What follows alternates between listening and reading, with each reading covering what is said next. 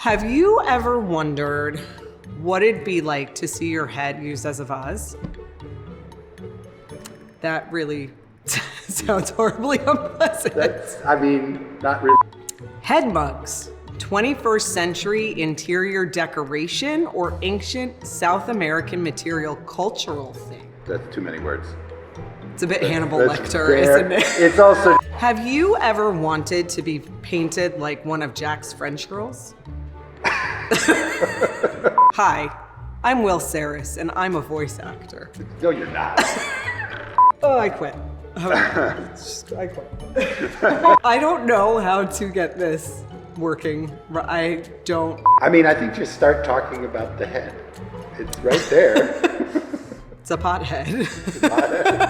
We just should move on ahead. Oh.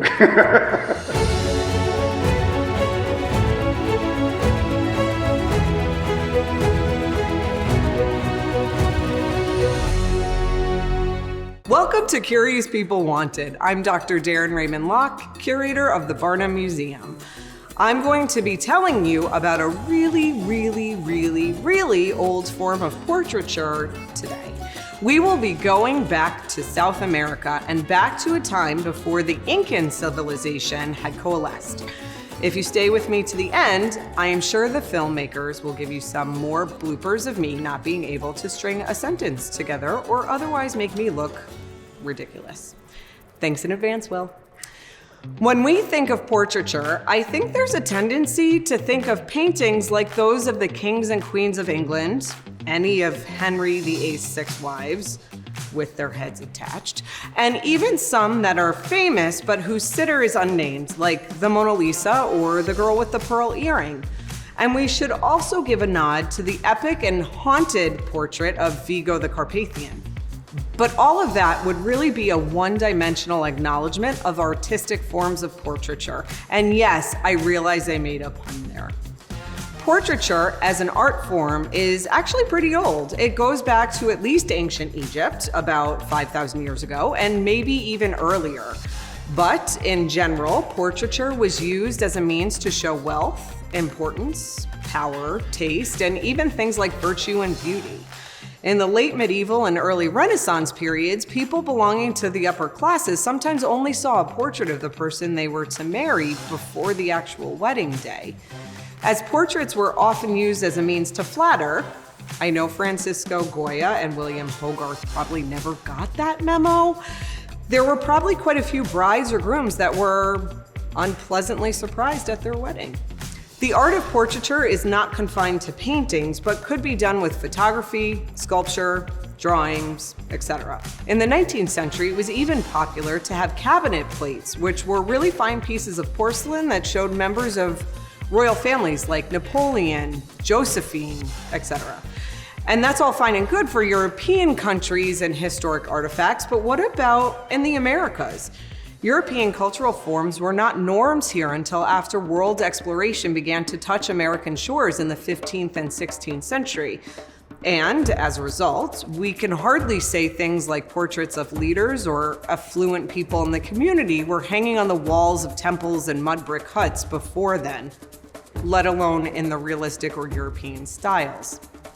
So, when did portraiture become a thing in the Americas? And why is that important? And will I stop asking rhetorical questions? Well, I'm glad you didn't ask any of these questions because today we are going to look at the cool and enigmatic world of Moche portrait vessels. Portraiture wasn't a common thing in the Americas before the 16th century.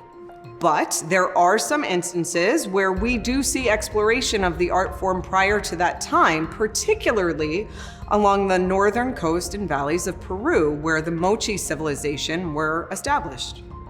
The Moche were a confederation of small states which flourished between the 1st and 8th century AD. During this period, there was a brief time, and by brief, I really mean about 150 years, where potters in southern sites like Moche, Chiama, and in the Vinny Valley were producing really high-quality vessel portraits. The vessels were shaped either like heads or full bodies and came in a variety of shapes like bowls, jars, or bottles. They all seem to be portraits of adult males and were found entirely, I believe, as grave goods. While it isn't known if they were used in wealthy households or in rituals before being placed in tombs, they likely held something called chicha, which was a type of beer made from maize. The earliest vessels, all of which were molded by hand and then burnished with a stone or other tool before firing, date to around 100 AD.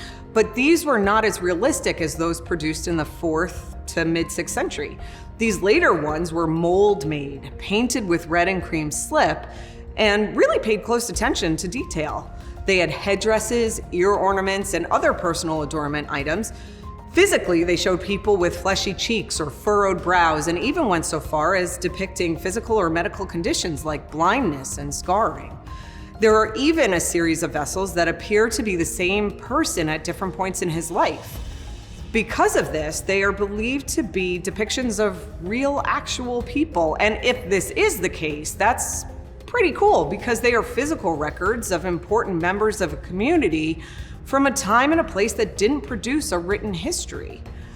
We have a Moche portrait vessel in our collection here, or rather, I should say, we have a vessel in the style of a Moche portrait vessel because I am fairly sure that ours is fake. The fabric of this vessel is much coarser than what I've seen before, and there is something odd about the mouth. Since I had my doubts, I sent photographs of this vessel to experts in the field, and while it's unethical for archaeologists to authenticate an artifact outside of its country of origin, responses to the artifact made me feel better about questioning its authenticity. To add to the story, this artifact probably came into our collection around 1890 to 1900, and by that time, there was a strong market of forgeries, so the jury remains out. But just because it's possibly fake doesn't mean it isn't interesting. Please like and share this video, subscribe to our channel, and feel free to comment if there's a topic you'd like me to explore more. But most importantly, remember to stay curious. We will be going back to... We're going back to... All of that would really be one-dimensional. Can you go back? Stop. All right, stop. Okay. While it isn't known if there were... Stop there. The early... Sorry. What? I didn't realize you had gotten that far. Oh, it's okay. I'm a voice actor. You're never going to live that down.